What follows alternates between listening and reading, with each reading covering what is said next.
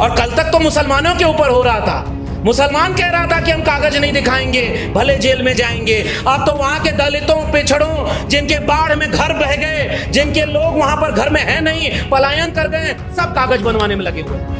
पहले लोग कहते थे यूपी बिहार में जब सरकार बनी बहुजनों की, तो उन सरकारों को कहा जाता था कि बूथ लूटा जाता है। आज आपके सामने आपका बूथ लूटा जा रहा है, आपका वोट लूटा जा रहा है, और फिर भी ये कहा जा रहा है कि जनता हमें चुन रही है। अब ओबीसी समाज के लोगों को भी ये बात समझनी होगी कि केवल दलितों की जिम्मेदारी नहीं थी संविधान बचाना। संविधान बचाने के लिए हम सब की जिम्मेदारी थी, जिनको हक अधिकार संविधान ने दिया था। ये सारे कथावाचक कहते हैं कि हिंदू राष्ट्र बनना चाहिए। बताइए संविधान के मुताबिक ये मांग है क्या? और हिंदू राष्ट्र मांग है किसकी? किसका रिश्ता है नागपुर और बीजेपी के मुख्यालय से? इसका मतलब तुम धर्म का काम नहीं कर रहे, तुम पॉलिटिकल पार्टी के एजेंट हो, तुम धर्म के लिबास में उनके लिए राजनीतिक एजेंडा चला रहे हो और उनके लिए वोट मांगने का जुगाड़ कर रहे हो। और नागपुर की परिभाषा में संविधान सबसे बड़ी बाधा है, और उनके छोट भैया जो कथावाचक घूमते रहते हैं, अजीब अजीब कहानी सुनाते हैं और टेलीविजन चैनल वाले बुला करके पाखंड फैला रहे हैं। और उसको एक नेता ने, उत्तर प्रदेश के नेता ने कहा कृष्ण का नाम बता दो, वो आए बाएं करने लगा और कथा कृष्ण की सुनाता है। दुनिया chat GTP, deep seek, robotics में जा रही है। टेस्ला बिना ड्राइवर के गाड़ी चला रहा है और हमारे यहाँ टेलीविजन पर बैठकर एक आदमी मंत्र से नारियल उड़ा रहा है। और जब शिक्षा बर्बाद हो रही है तो आज उसका रिजल्ट सामने दिखने लगा। उत्तर प्रदेश का मुख्यमंत्री 27,000 से ज्यादा सरकारी स्कूल बंद करवाने पर लगा है और 27,000 से ज्यादा कंपोजिट ठेका की दुकान खुलवा रहा है, ताकि देसी दारू और अंग्रेजी दारू भी एक ही दुकान पे मिलेगी और आपके गांव में दारू की दुकान रहेगी, लेकिन आपके गांव में सरकारी स्कूल नहीं रहेगा। मैं तो हिम्मत की दाद देता हूं, आप दिल्ली में हैं तो यूपी के मुख्यमंत्री की फोटो लगा करके पोस्टर लगा दिए, यूपी में लगा कर दिखाइए, अगले दिन बुलडोजर यहाँ खड़ा न दिख जाए तो कहिए नहीं। उत्तर प्रदेश सरकार का वेबसाइट आज भी गूगल करिएगा जाके, जितने स्टेट यूनिवर्सिटी है उत्तर प्रदेश में सबका वाइस चांसलर चेक करिए कौन है।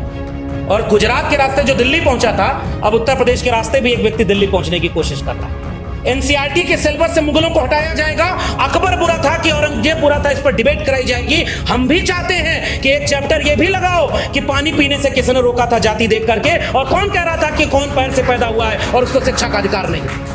इसको भी तो पढ़ाना पड़ेगा इस देश में कि झोला लेके चल दिया विदेश घूमने के लिए, और जब जरूरत पड़ी इस देश को कि बाकी देश खड़े हों, दुनिया का कोई देश खड़ा नहीं हुआ।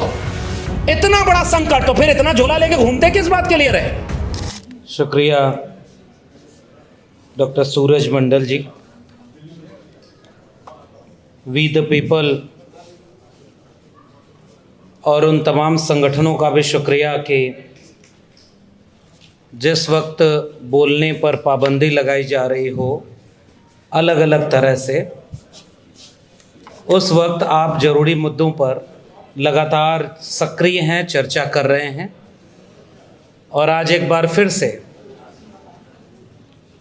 देश की संसद में तो चर्चा नहीं हो पा रही, और जिसे चर्चा करने की सबसे बड़ी जिम्मेदारी सौंपी गई है, वो आज ही हाथ हिलाते हुए विदेश दौरे पर निकल गए। और सत्ता पक्ष ये झूठ फैलाने में जुट गई है कि विपक्ष चर्चा से भाग रहा है। आज ज़रूरत इस बात की है कि जितने भी नागरिक इस देश में जिंदा हैं, उन सबको विपक्ष की भूमिका निभानी चाहिए। इस नाते भी हम ये बात कहेंगे कि नागरिक को विपक्ष बनने की ज़रूरत है, क्योंकि आज ये मुल्क जिस हालात में खड़ा है, अगर हम इसे उसी दिशा में जाने से रोक नहीं पाए तो इसकी बर्बादी में हम सब शामिल माने जाएंगे। और इसकी सबसे बड़ी मिसाल ये है कि वी द पीपल और ये तमाम जो वैचारिक विषय रखे गए हैं, इनका मूल है भारत का संविधान। इस देश में आज भी, दुनिया में ऐसा देश शायद कोई दूसरा नहीं होगा जिसमें उस देश के संविधान के विरोधी लोग भी डंके की चोट पर ये बोलते हों कि हम इस देश के संविधान में पूरा यकीन नहीं रखते, हम इस देश के संविधान को बदलना चाहते हैं। और शायद ऐसा उदाहरण देश में और दूसरा कहीं है ही नहीं कि लोकसभा का चुनाव भी कोई दल ये कहते हुए लड़ ले और उन्हीं के लोग ये कहते हों खुलेआम कि अब की बार 400 पार, क्योंकि संविधान बदलना है।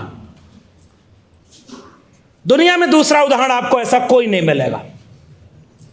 जिस दिन इस देश के संविधान को अंगीकृत, अधिनियमित और आत्मार्पित किया गया, उसके 3-4 दिन बाद उसी ताकतों ने, उसी विचारधारा के लोगों ने उस संविधान का विरोध किया था, उसके खिलाफ लिखा था।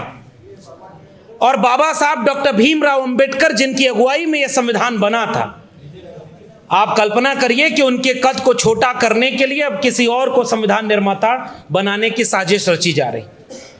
क्या उस पार्टी के किसी भी ऐसे नेता ने माफी मांगी जिसने कहा था कि अब की बार 400 पार ताकि संविधान में बदलाव लाएं? इसी दिल्ली के जंतर मंतर पर खुलेआम संविधान की प्रतियों को जलाने वालों ने माफी मांगी या उनको कोई सजा मिली? अब इसी देश में एक ऐसा संगठन जो नागपुर का है, उसके सबसे दूसरे नंबर के प्रमुख व्यक्ति कहते हैं कि इस देश के संविधान की प्रस्तावना में सोशलिज्म और सेकुलरिज्म जो दो शब्द है, समाजवाद और पंथ निरपेक्षता, इन दोनों शब्दों को बदल देना चाहिए। आप उस संविधान से समाजवाद शब्द को बदल सकते हो, लेकिन जिस संविधान के हर एक हर्फ में, हर एक लफ्ज में, हर एक पन्ने पर समाजवादी विचार ही हो, उसे कैसे निकालोगे? समाजवाद कहता है कि 100 से कम न 1000 से ज्यादा, समाजवाद का यही तकाजा। मिटे गरीबी और अमीरी, मिटे चाकरी और मजबूरी, दो बातें हैं मोटी मोटी, सबको इज्जत सबको रोटी। और यही इस देश की बुनियाद में, संघर्षों की बुनियाद में है। जो भी आखिरी व्यक्ति के ताकत की, हक हुकूक की, अधिकार की, सम्मान की बात करता है, वो अपने मिजाज में समाजवादी ही तो है। और आप कहते हो कि देश के संविधान की प्रस्तावना से समाजवाद शब्द हटा देना है। क्या क्या हटाएंगे आप?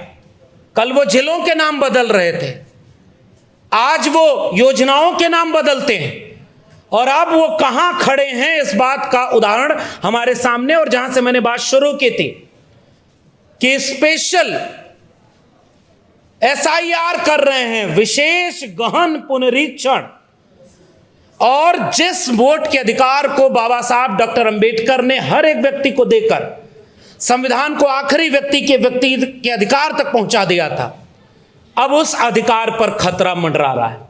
और खतरा क्या, मैं ये कहूं कि वो आपके अधिकार हाथ से छीन लिए जाएंगे। कुछ ही दिनों की देर है, क्योंकि आज ही ये तय होना है कि अगर आप अपने वोट के अधिकार को महफूज नहीं रख सकते, तो फिर संविधान को कितना देर महफूज रखेंगे? आज विषय में लिखा भी गया है कि आज EVM से चुनाव। अब EVM का मसला तो छोड़िए, मुझे आज भी याद है बहुत सारे लोग EVM पर बोलते हैं, सामाजिक संगठन ज्यादा बोलते हैं, लड़ते हैं, काम करते हैं, लेकिन चुनाव हारने के बाद अमूमन नेता बोलते हैं। जब वो चुनाव जीत रहे होते हैं तब नहीं बोलते या कम बोलते हैं। और मैंने ये पहली बार देखा 2024 के चुनाव के बाद कि जब उत्तर प्रदेश से समाजवादियों ने 43 सीटों पर बीजेपी को हराया। अगर वो ना हराए होते तो SIR की जरूरत नहीं होती, सीधे आपसे वोटिंग राइट छीनने के और भी तरीके उनके पास हैं। ये तो हारने के बाद स्थिति है। और उस दिन सपा के राष्ट्रीय अध्यक्ष ने संसद में ऑन द रिकॉर्ड बोला था कि अगर मैं 80 की 80 सीटें भी जीत जाऊं तब भी EVM पर मुझे यकीन नहीं है, हम अगर इसी से जीतेंगे तो भी इसे हटाने का काम करेंगे। मुझे लग रहा है ये सबसे जरूरी मसला था। आप चुनाव जीत जाएं तब EVM सही है, आप चुनाव हार गए तो EVM खराब है, इस पर बाकी लोगों का भी यकीन नहीं होता। इसलिए मैं उन तमाम संगठनों को ज्यादा क्रेडिट देना चाहता हूं जो रोज EVM के मुद्दे पर आम जनता के सामने लड़ाई लड़ रहे हैं।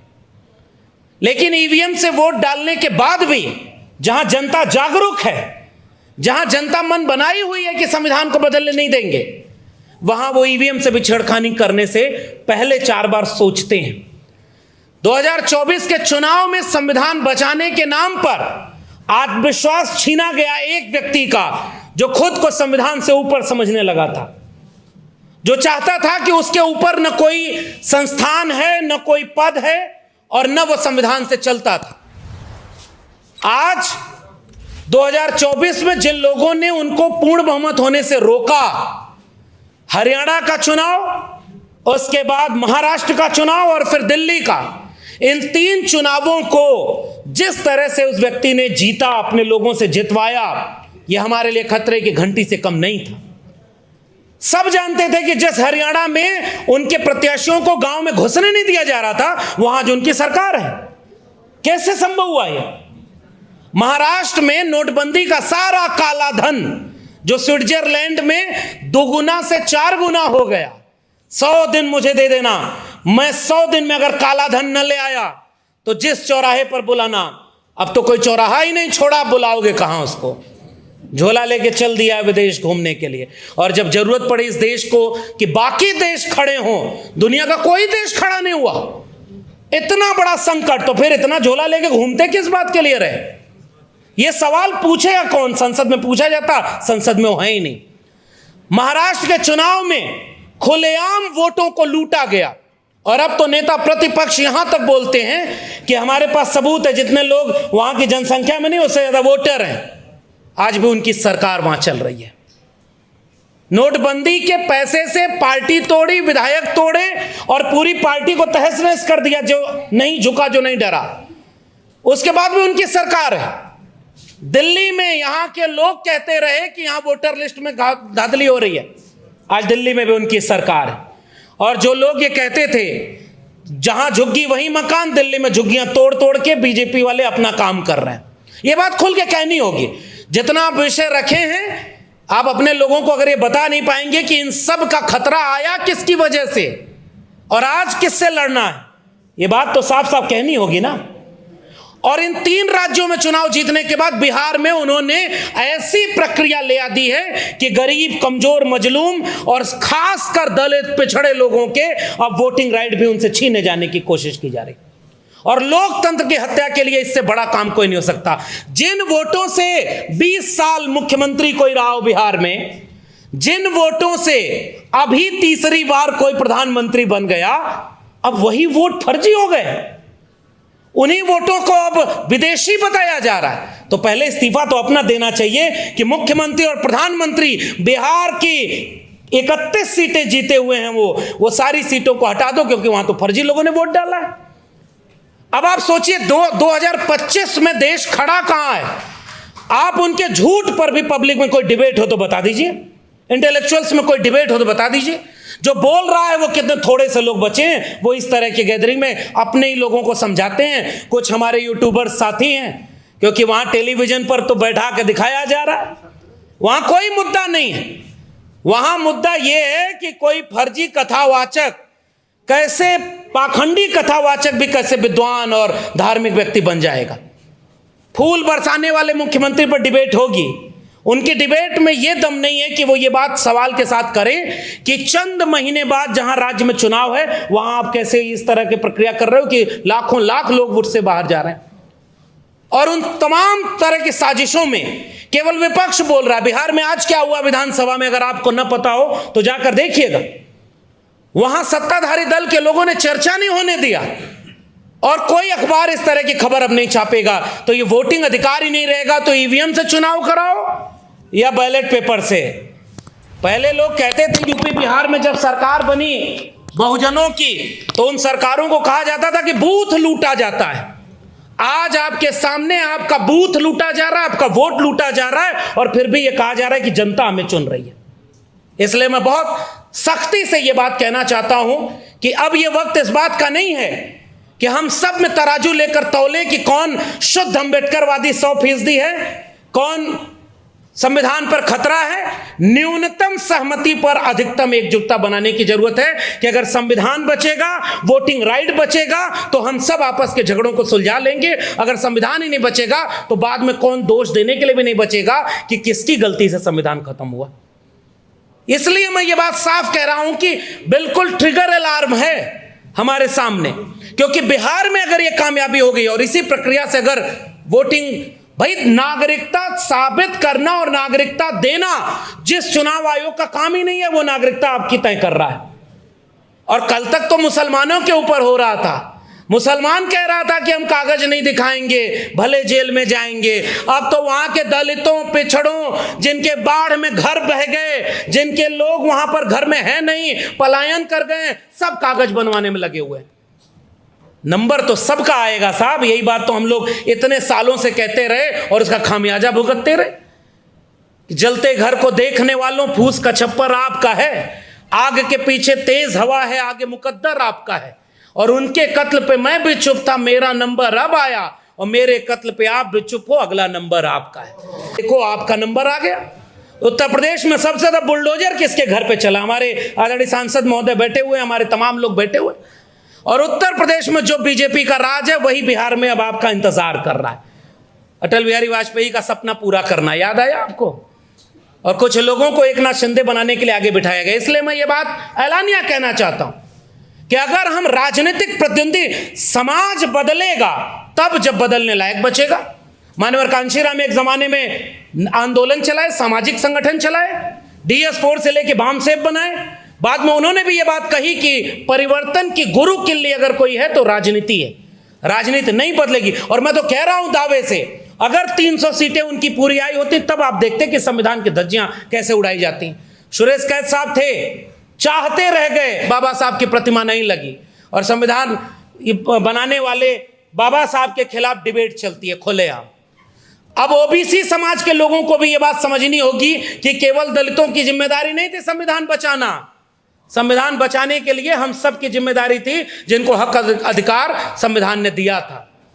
कथावाचक चले गए यादव, 2 यादव और एक कठेरिया समाज के। तो बहुत सारे लोगों को यह भ्रम था कि हम तो हिंदू हैं। उन्होंने भ्रम तोड़ा और सीधे वीडियो बना करके कहा कि हमारे बिरादरी के गांव में तुम कथा कैसे कह सकते हो। इससे भी अगर आंख न खुले, और याद रखना, जिसका मुंडन किया गया, जिसकी चोटी कटवाई गई, वो तो अच्छे वाले हिंदू थे ना, वो तो उन्हीं की परिभाषा में थे। उन्हीं के ऊपर FIR दर्ज हो गई है और उन्हीं को पुलिस खोज रही है कि जेल में बंद कर।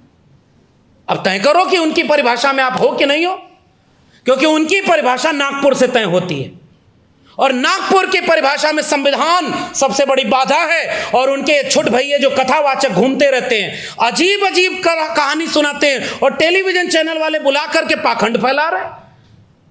और उसको एक नेता ने, उत्तर प्रदेश के नेता ने कहा, कृष्ण का नाम बता दो, वो आए बाएं करने लगा और कथा कृष्ण की सुनाता है। उसके बाद उसने क्या बोला? ये सारे कथावाचक कहते हैं कि हिंदू राष्ट्र बनना चाहिए। बताइए, संविधान के मुताबिक ये मांग है क्या? क्या संविधान के रहते हिंदू राष्ट्र बन सकता है? और हिंदू राष्ट्र मांग है किसकी? किसका रिश्ता है नागपुर और बीजेपी के मुख्यालय से? इसका मतलब तुम धर्म का काम नहीं कर रहे, तुम पॉलिटिकल पार्टी के एजेंट हो, तुम धर्म के लिबास में उनके लिए राजनीतिक एजेंडा चला रहे हो और उनके लिए वोट मांगने का जुगाड़ कर रहे हो। यह बात तो हमें खुल के कहनी होगी। संविधान को इस तरह से खतरा है। और आखिर में जो हमारे सामने सबसे मुश्किल चुनौती, मैं तो विश्वविद्यालय में नहीं हूं और आज उस विश्वविद्यालय में नहीं हूं, इस बात का सुकून है कि इतने पढ़े लिखे होने के बाद एक प्रिंसिपल दिल्ली यूनिवर्सिटी की कहती है कि इस जगह अगर एसी काम नहीं करिए तो गोबर लीप दो, ये ठंडा रहेगा कमरा। सुकून है कि मैं उस विश्वविद्यालय में फिलहाल नहीं। मुझे शर्म आती है कि जो लोग पढ़ लिख करके ये हाल है, गाय गोबर गौमूत्र से आगे नहीं बढ़ पा रहे, वो विश्वविद्यालयों को दुनिया की टॉप रैंकिंग में कहीं आगे कर पाएंगे क्या? तुम यहां बर्बाद कर दिए शिक्षा व्यवस्था को।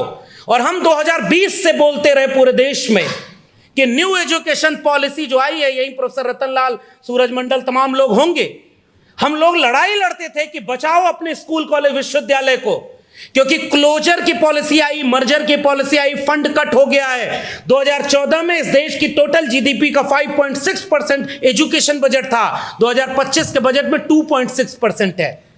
बजट आधा हो गया शिक्षा पर खर्चा का। और जब शिक्षा बर्बाद हो रही है तो आज उसका रिजल्ट सामने दिखने लगा। उत्तर प्रदेश का मुख्यमंत्री 27,000 से ज्यादा सरकारी स्कूल बंद करवाने पर लगा है और 27,000 से ज्यादा कंपोजिट ठेका की दुकान खुलवा रहा है, ताकि देसी दारू और अंग्रेजी दारू भी एक ही दुकान पे मिलेगी और आपके गांव में दारू की दुकान रहेगी, लेकिन आपके गांव में सरकारी स्कूल नहीं रहेगा। रोते हुए बच्चों की वीडियो वायरल हो रही, स्कूलों पर ताला लग गया, हजारों बच्चों का स्कूल छूट गया। मैं कहता हूं कि जाति जनगणना क्यों जरूरी है, ताकि एक बार जनगणना हो जाए कि ये जब बच्चे स्कूल से बाहर हो गए, ये 90% से ज्यादा SC ST OBC और माइनॉरिटी के बच्चे हैं, इसलिए इन स्कूलों को बर्बाद किया जा रहा है।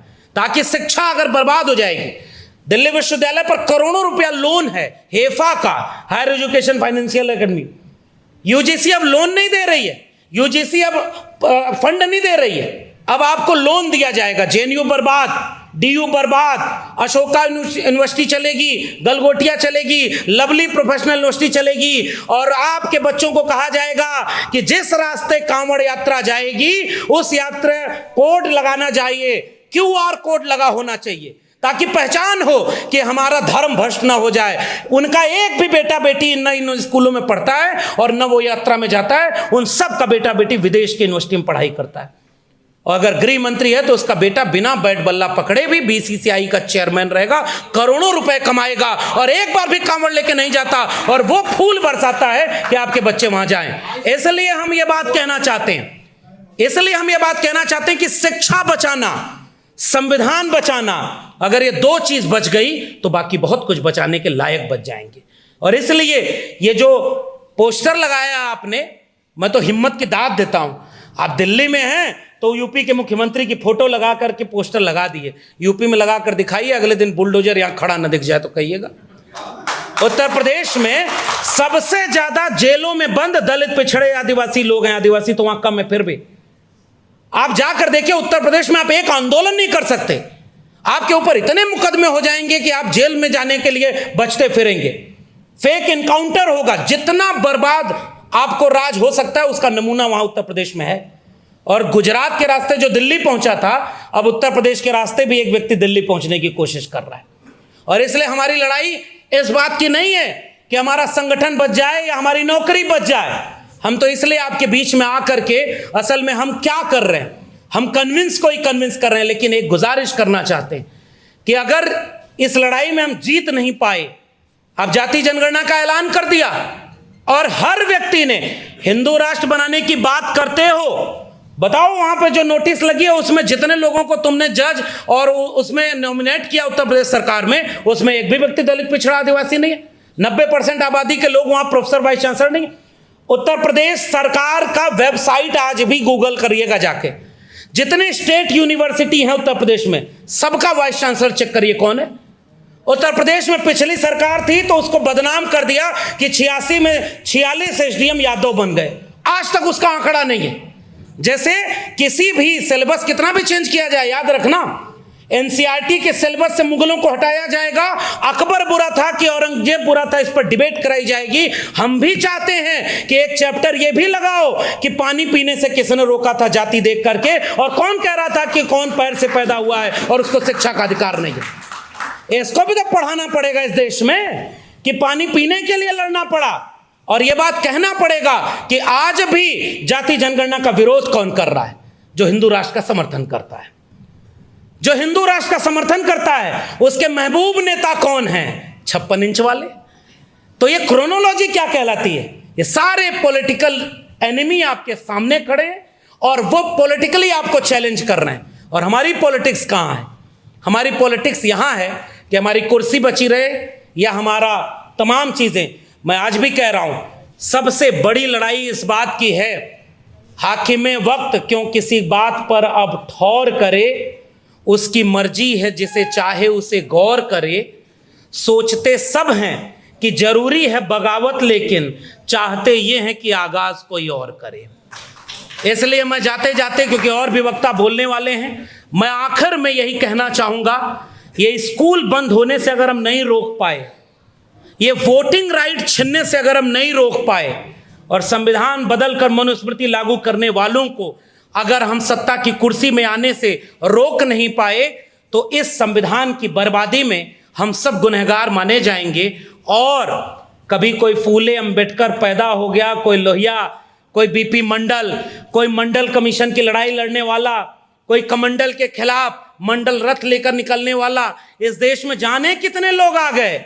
दोबारा ऐसा होने की गुंजाइश कितनी बचेगी, याद रखिएगा, वरना सिलेबस चेंज होगा। नाली के गैस से चाय बनती थी, ये हमारे बच्चे पढ़ेंगे।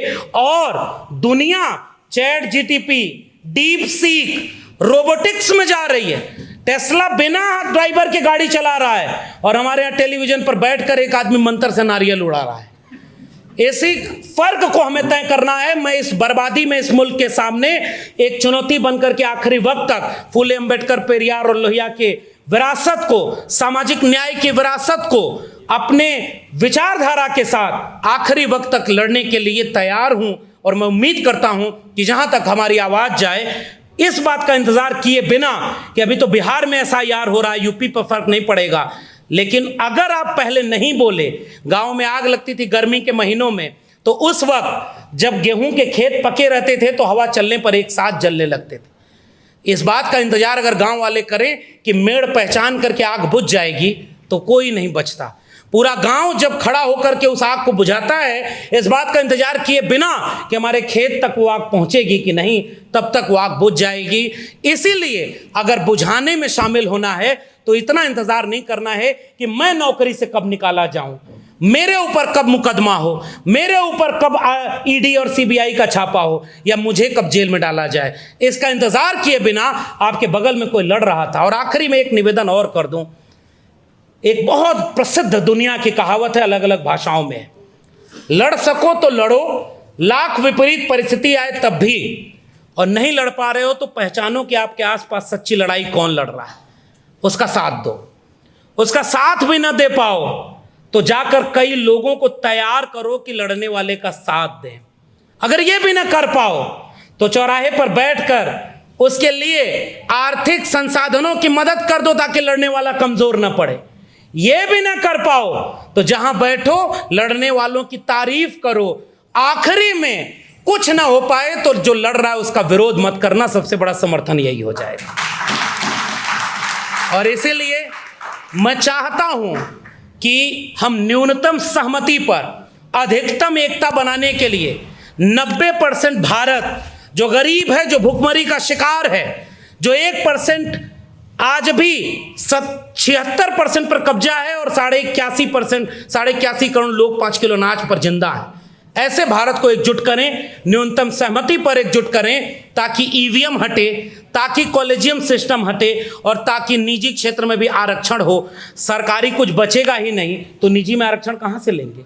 इसलिए लंबी लड़ाई है।